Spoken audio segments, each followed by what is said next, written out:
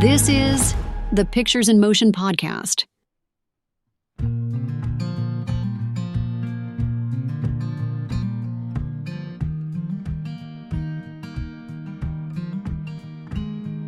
In the roller coaster of challenges and transformations the motion picture industry has faced over the recent years, one question remains paramount for its workforce. When will motion picture production jobs come back?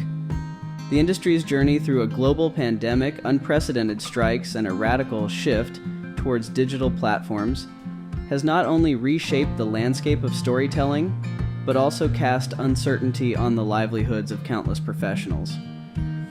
Yet, amidst these trials, there emerges a narrative of resilience and a cautious optimism fueled by the box office successes of films like Barbie and Oppenheimer.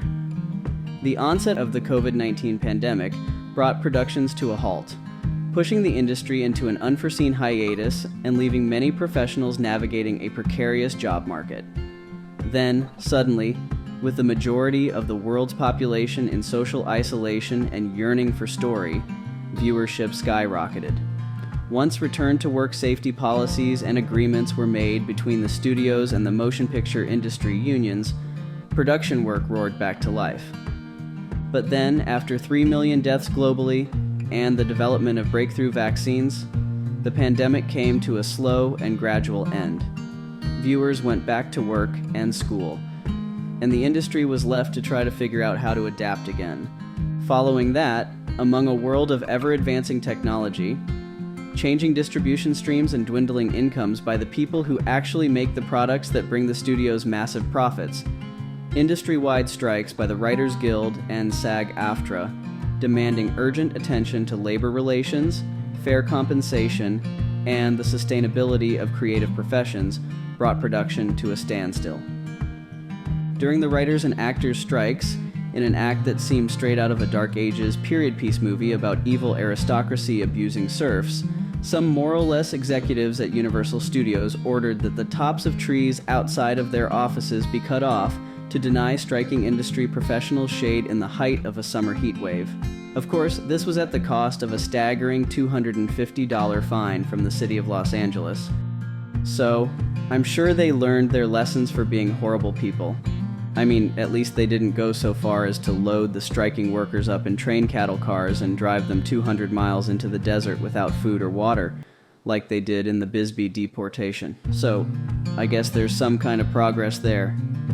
During the writers and actors' strikes and negotiations, Disney CEO Bob Iger, who makes $78,000 per day, took the time to do an interview where he said that he felt that the union members, who on average make $53,148 annually as WGA writers, or $46,960 annually as SAG-AFTRA actors, were, quote, being unreasonable, end quote. This was on July 13, 2023, while Iger was attending the Allen & Company Sun Valley Conference, an exclusive gathering of media moguls hosted by an investment bank. Of course, this happened after he had just gotten off of his private jet, which had finally been able to find a parking spot next to the private jets of other ultra-elite millionaire and billionaire media executives, and we all know how traveling can make you cranky. The endgame is to allow things to drag on until union members start losing their apartments and losing their houses, Iger said in a Deadline article interview. Side note, I know that I'm supposed to be unbiased here, but come on! Cutting off treetops to deny people who can barely make ends meet shade while they are fighting to get scraps off of media studios' tables for the products that they make? Or saying that people who make less annually than what you make daily are being unreasonable? What is wrong with you? The companies that make cartoons should probably aspire to exemplify the heroes in their stories, not the villains. Be better. Okay, back to it. Despite the hurdles, the allure of the silver screen and new options for viewing new movies in the home has recently beckoned audiences back to theaters, suggesting not just a revival of interest in cinematic experiences, but also a beacon of hope for the industry's economic and employment recovery. As we delve into the nuances of the motion picture industry's post-pandemic landscape, this article aims to address the underlying anxieties and aspirations of production professionals across the United States. By weaving together a narrative that encompasses the immediate aftermath of the pandemic, the impact of technological advancements, and the shifting paradigms of labor relations, we seek to provide a comprehensive analysis that not only reflects on the industry's journey, but also projects a path towards the resurgence of production jobs. In charting this course, we will explore the dynamics that have defined the industry's recent past and those poised to shape its future. From the digital renaissance sparked by streaming platforms to the dialogue around labor practices illuminated by recent strikes, each element contributes to the complex mosaic of the motion picture industry.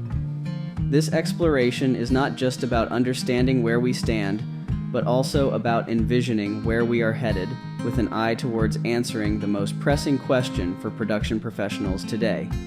When will the jobs come back?